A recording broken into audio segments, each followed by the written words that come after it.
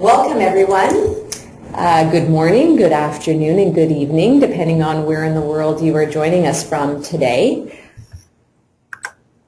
My name is Daniela Krakowski, and today we are going to present a webinar on global norms. Before I introduce your main speaker today, just wanted to go over a few of the logistics around the webinar. So we have set aside about an hour for the webinar, plenty of time to go through the content and also respond to most, if not all, of the questions you might have. We are expecting a large group today, so everyone is currently placed on mute. If you could also mute yourself from your computer so that there is minimal background noise among the callers, that would be very helpful. We are recording this webinar so that you will receive an email with the link after the webinar is done if you want to review it, or if you want to share it with colleagues who for some reason couldn't make it to the live recording today. If you have any questions, or as you have questions, we encourage questions throughout the webinar, please enter them in the questions box that you will find in the panel on the right-hand side. We will stop from time to time to respond to questions. If for some reason we are not able to answer your question during the webinar, we will make sure to follow up with you afterwards and email you the response specifically. Now I'd like to introduce your main speaker today. So Jonathan Cermak is a research associate on the Research and Development Team for the Performance Assessments Division. His work at MHS includes the EQI 2.0 Higher Education Report and, of course, as you'll see and hear about today, the global norms. Previously, Jonathan worked as a consultant while completing his master's degree in industrial organizational psychology from the University of Guelph. Before I pass it over to John, I just want to go through a high-level agenda for today. So I'm going to introduce you to our EQI 2.0 model. I know we have some people on the line who are not as familiar with who we are and what we do, so I'll do a brief introduction. Then I will pass it over to John, who will talk a little bit about the international interest in emotional intelligence and how that's been growing, the creation of the global norms, talk about emotional intelligence as a global construct. Then he will finish up with some guidelines, examples, and summarize and give you some takeaways at the very end. So who are we, MHS? So MHS is a worldwide trusted publisher of psychological assessments. We are located in Toronto, Ontario, and we publish assessments in the clinical, education, public safety, and as you know and we'll hear more about today, emotional intelligence. So the reason I'm highlighting all of these different markets is that in order to create an accurate assessment or to assess, for example, a child for autism, we know that the science behind that assessment needs to be as accurate as possible. And we use that same scientific rigor that we put into those clinical assessments in our performance assessments as well, so within the emotional intelligence assessment work that we do. It goes through the exact same process. So before we get into our model, I just wanted to ask a question. So if you could respond to the question that you're about to see on your screen. It should show up momentarily. So talk about your experience with EQI. So we'll just leave it up for a moment. And 5, 4, 3, 2, 1. So let's just see who we have in our group today. So it looks like the majority of people on the line use EQI 2.0, so welcome current customers. A few people, just under 20%, use different EI assessment, and almost a quarter of you don't use any emotional intelligence assessment. So just moving into just a little bit about what we do, for those of you who aren't familiar with the EQI.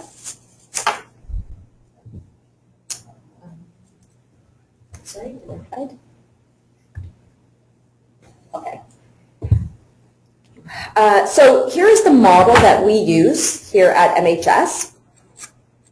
Emotional intelligence is a set of emotional social skills that influence the way we perceive and express ourselves, develop and maintain social relationships, cope with challenges, and use emotional information in an effective way. So that's the model that we'll be working with sort of as the backdrop of today's webinar. I'm going to pass it over to John now, who's going to move into the global norms themselves, but just keep that in mind as you listen to the remainder of the webinar. John? Thank you very much, Daniela. So I just want to extend a big thanks to everyone who is on the line today with us and the time you've devoted to learning about the EQI 2.0 global norms. So I'm going to start off talking about our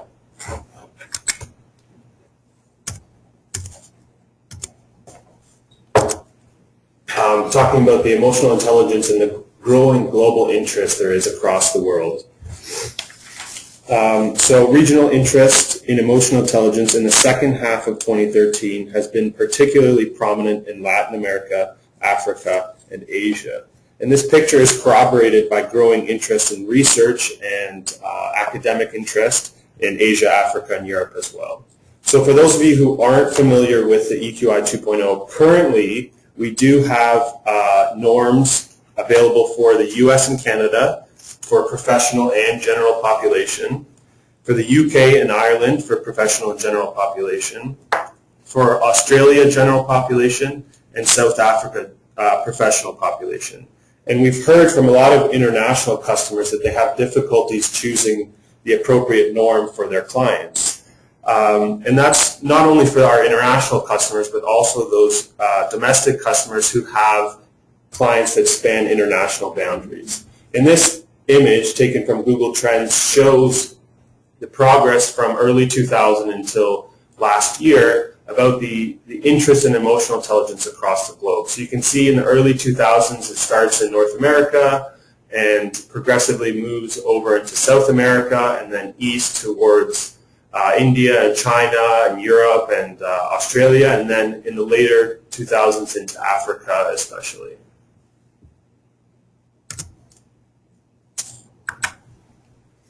So now I'm going to talk a little bit about the process of creating the global norms.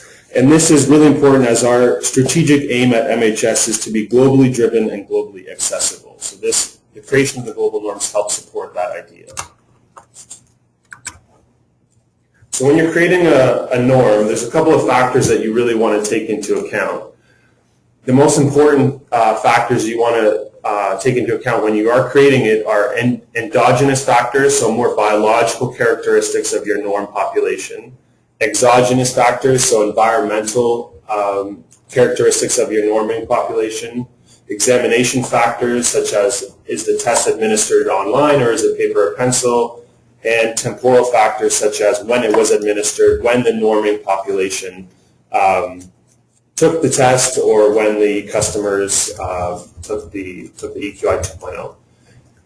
With that said, there are two different norm types that are used in our norms. So we have the standardization norm where we go out and select a specific population that we want to sample from, so North American professionals, and we go and collect an additional sample outside of our current customers. However, the other type of norm is the user norm, and that's what we use for the global norm, and that's where we collect our customer data and we report on certain characteristics, and we build a norm based on current customer data.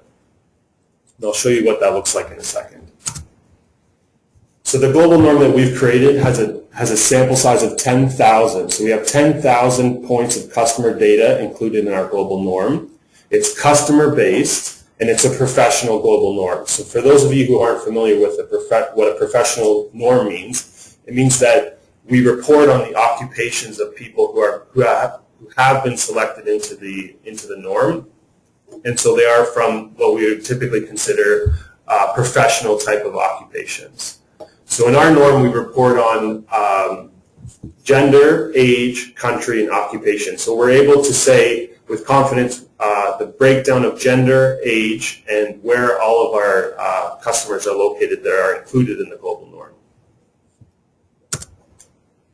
So in terms of what that specifically looks like, we have customers representing 154 countries across the globe.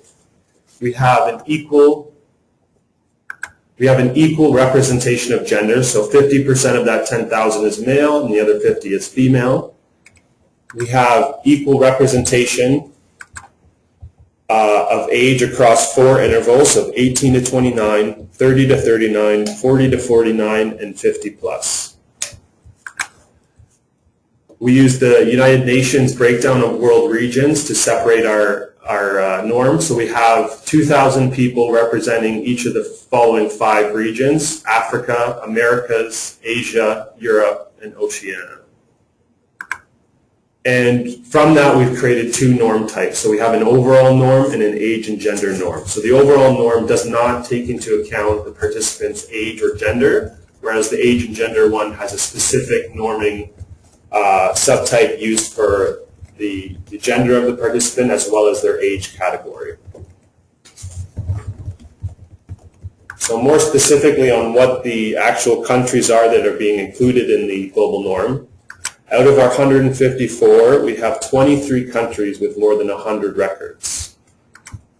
Asia has 7 countries with more than 100 records, and this list is in descending order. So Singapore has the most number of participants in the norm, Malaysia has the second most, China and so on, and Indonesia has the least, but still over 100 records. Africa has 3 countries with more than 100 records, South Africa, Angola, and Nigeria.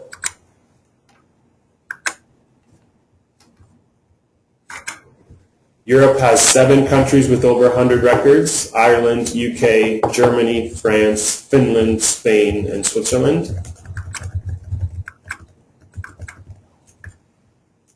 Americas has 5, the United States, Brazil, Mexico, Canada, and Chile. And last but not least, Oceania has 1, with Australia with more than 100 records.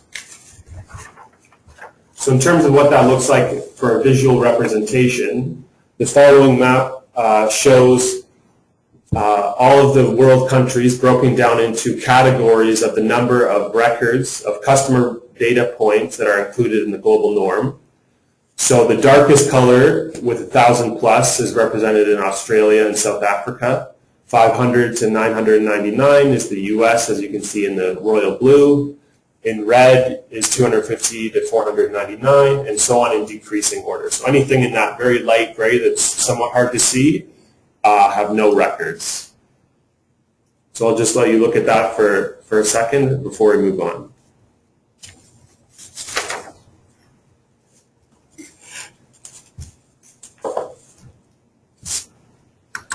So next I'm going to talk about how emotional intelligence is a global construct. So I'll talk a bit about the similarities and differences between norms and regions, as well as a bit of statistics on what the global norm says about emotional intelligence in the world.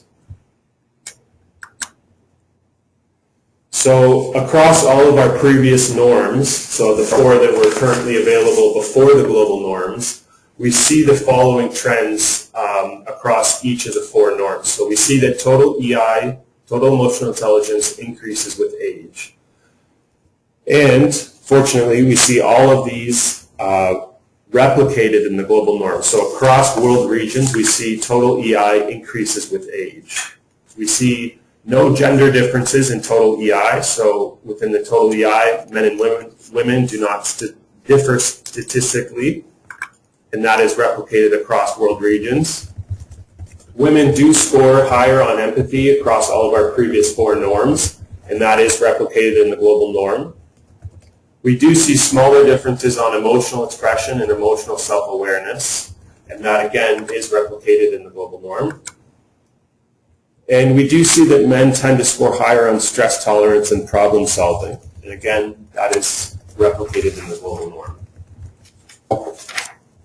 So these are differences that we see across all the world regions, and I'm going to break down some of the differences in the next couple slides. So in terms of what age looks like across world regions, so for the average EQI 2.0 score, we see that it increases slightly as you get older. So it starts around 97 for 18 to 29-year-olds and increases to around 50 plus, increases to about 102, 103 when you are over 50. The important thing to remember for this graph and the next couple ones is the scale that's used on the side. So while it may look like there's quite a difference between 18 to 29 and 50 plus, the actual subscales or the actual score difference is only a couple points. So that the interpretation of that would still be the same.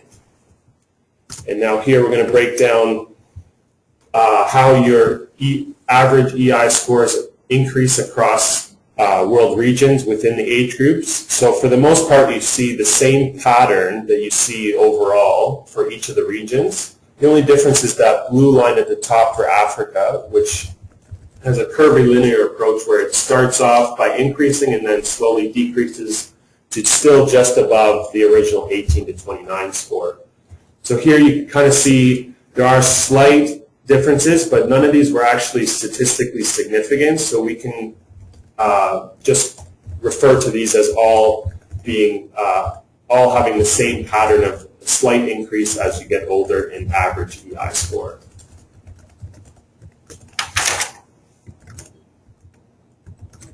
So here, this breaks down the subscales as well as total EI by gender differences. So anything in the red section at the top, it illustrates that women score higher on these subscales, and anything in the blue section on the bottom illustrates that men score higher on these subscales. So just like I talked about previously, we see that women score higher on emotional self-awareness and emotional expression, as well as empathy, and that men score higher on problem solving and stress tolerance. So you can see there on the far left that total EI is represented by a square, and that illustrates that you can see it sitting close to zero, that there is not a significant difference between men and women in terms of their total EI score. So anything in that white section we don't really consider to be a moderate difference. They may have a very small difference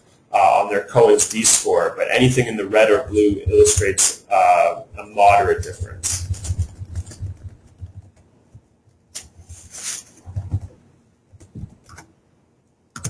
So in terms of the actual region differences, Asia had the lowest scores for overall and for most of the subscales.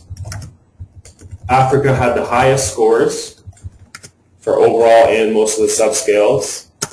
And Europe, Americas, and Oceania were similar for the most part. So in that little chart at the bottom, you can see the actual numbers that represent total EI for each of the regions. But it's important to note that while they are different, the overall difference in terms of actual numbers is really not that great. So it's only a couple points from Africa to Americas, from Asia to Europe, and from Europe to Oceania. So these differences aren't that meaningful when you look at the interpretation of those scores.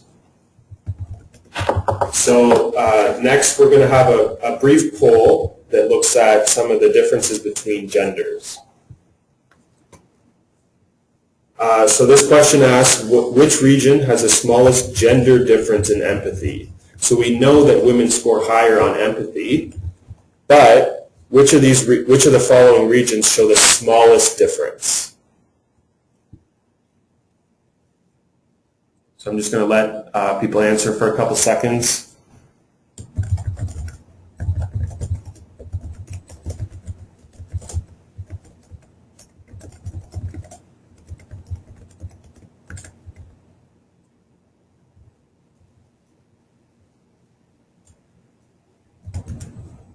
All right, so we're going to close the voting now and display the results. So 38% of you voted for Asia having the smallest gender difference in empathy, 21% for Africa having the smallest gender difference in empathy, and 22% for Europe, 13% for Americas, and 6% for Oceania. So the actual answer is that Asia had the smallest gender difference for empathy. So the majority of you were correct in that question. So we have another poll coming up next. So this question asks, which scale has the smallest regional differences? So for this question, we're looking at of the differences between regions, which of these scales show the lowest difference, so the smallest difference. So for which of these scales do we not see a large difference compared to other scales?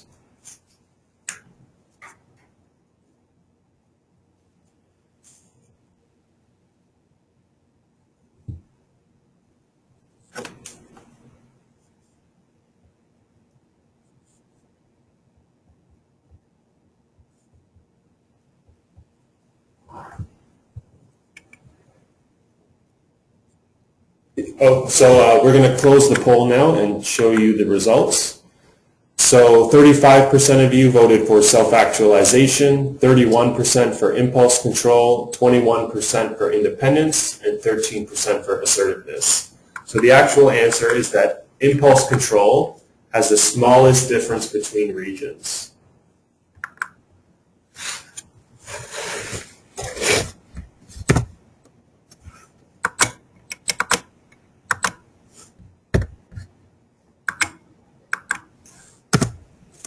Okay, so now I'm going to talk a little bit about the global construct of emotional intelligence. So our results from the global norm analysis shows that it consistently illustrates a high reliability and validity. So across world regions, gender, and age, we consistently see high reliability scores. And as EI is accepted as a valid measure worldwide, we know that it is viewed as a valid tool across international boundaries. So an important thing we were doing when we first developed the EQI 2.0 is that we wanted to make sure that it didn't incorporate any aspects of culture. So we wanted to make sure it was a culture-free assessment. So in doing so, we enabled that the EQI 2.0 would be able to be used internationally, and the global norms development helps support that process and helps support an international approach to assessing emotional intelligence. So while some differences do exist in the subscales, it's important to note that these differences may not be practically significant. So when you have a large sample size, you can actually detect small differences rather easily. So these differences do appear, but they don't actually have a large impact on interpretation or how you would approach debriefing or developing an individual who has taken the EQI 2.0. So this image represents the factor structure of self-regard, for example. But what I wanted to illustrate here is that if you take all the questions that measure self-regard, they all are supposed to be measuring one unified concept or construct of self-regard. And that was our initial idea when we were creating the EQI 2.0 and norming it against North American populations. And we are really happy to see that this factor structure has been replicated across international boundaries. So in the global norms, we have the exact same factor structure for each of our questions and each of our subscales. So we know with confidence that questions 1 through 8 all roll up nice and neatly into a self-regard construct. So while this is a bit more of an advanced statistical concept, the fact that our factor structure was replicated across international boundaries really suggested that the EQI 2.0 is well suited for international use and for the approach of using global norms across international boundaries. So here I just want to illustrate the impact of having slightly smaller or slightly different scores between regions. So if we take an individual from North America with an assertiveness score of 119, and we take someone who answered the same questions the same way, but they're from Asia, and they have an assertiveness score of 114, there's actually no difference in interpretation. So this is a sample, these are two sample images from our workplace report, and they're actually identical for both the individual from North America as well as the individual from Asia. So they get the same interpretation of what their score means, as well as the same interpretation and strategies for action. So it's really important to note that while there are differences, they're not often meaningful. So next I want to talk a little bit about some guidelines and examples of when you would use the global norm and some brief examples of how to use it. So when you want to use the global norm, it's important that you consider the following criteria. The regional location or country in which the assessment is being taken,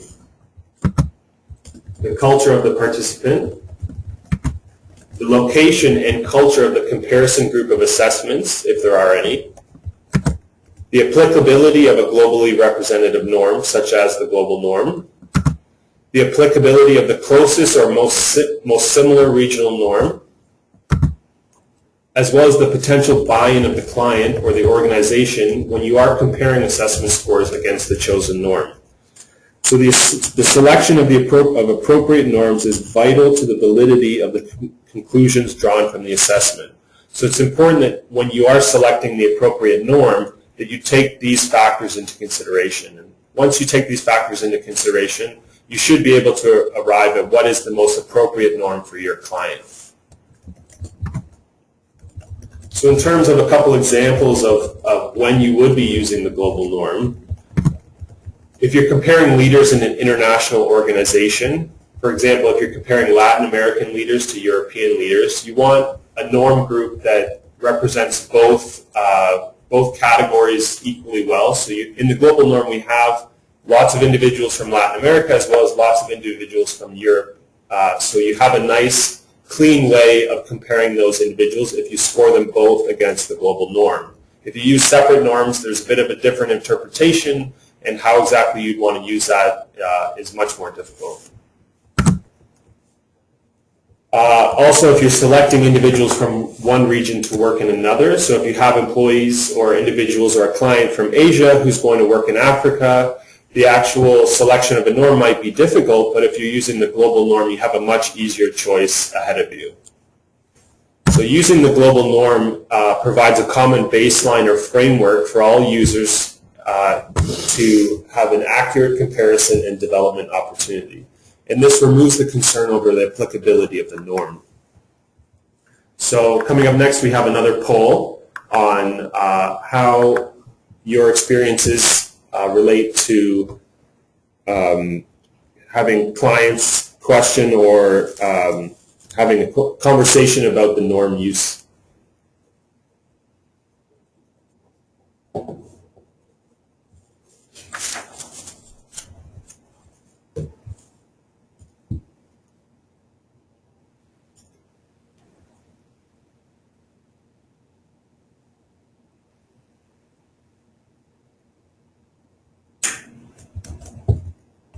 Okay, so we're going to give about 5 more seconds to answer the poll.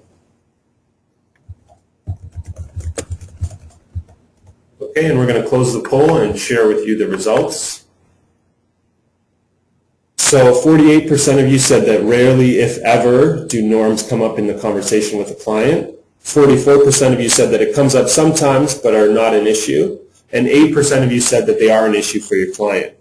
So even if you've never had to have a conversation about norm selection with a client, using the global norms prevents distraction and ensures a meaningful discussion.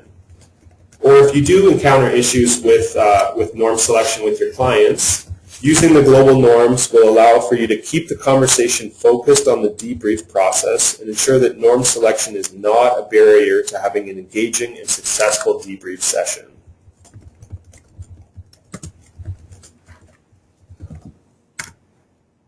So next, I just want to provide you with a brief summary and some takeaway points for you regarding the global norms. So the global norms allow EQI 2.0 users and results to be interpreted in a broad manner. So in terms of what the takeaway is for region, there is small overall effects And there are small differences on most subscales and moderate on some. There are small to moderate effects in terms of age with an increasing trend over your lifetime. There are no effects for total EI in terms of gender, so there's no difference between males and females at the total EI level, but there are small effects at the subscale level. Emotional intelligence is a global construct. Yeah, it seems that we have a question from the audience, which I can take at this time. Just a general question that seems to come up, John, is so from a practical standpoint, having heard all about the differences and similarities across the world, if I'm working with an organization that has their head office, let's say in North America, but does have satellite offices or people in other countries around the world, just practically speaking, is there sort of a general recommendation that you could suggest? So if they're using, or sorry, if they have the majority of their users are head from offices, North America? Yeah, head office is North America, but they do have offices around the world, and people do tend to work together on project work and things like that. Would you say that's an example where you would recommend using global norms, or would it still depend on other factors? I think that's a perfect example of when you could be using the global norms. The most important thing to consider is that there are 2,000 individuals from the Americas, so there's a large percentage of that 2,000 that are from the United States, that are from Canada and parts of North America. So you would definitely be able to use the global norms, and I think that gives you the broader picture. You don't have to bounce back and forth between the global norms for some satellite offices and then North American norms for the headquarters. So I think the global norms kind of gives you a nice approach to compare everyone at the same time. And we just have one more question as well. Did this data come from the EQI 2.0 South, or does it include 360 data? It's just from the South. So there is currently no global norm option for the 360, just for the 2.0 South.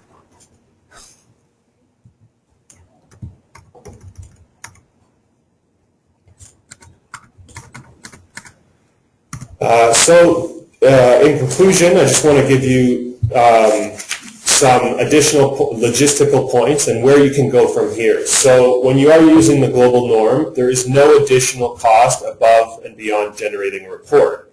However, if you have previously generated a report using another norm, if you were to change to the global norm and try and regenerate it, you would be charged the full report price.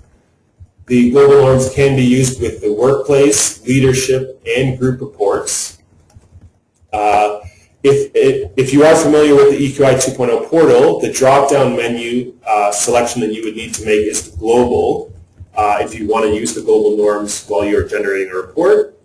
There is a global norm supplement on the portal in the EQI 2.0 User's Handbook. And there are help files in case you need help while generating a report that have been updated to include information on the global norm. And I just want to reiterate that we have only scratched the surface of all the research on this great tool. And the help files and supplement are there to ensure you have all the knowledge and support you need to start using the global norms today.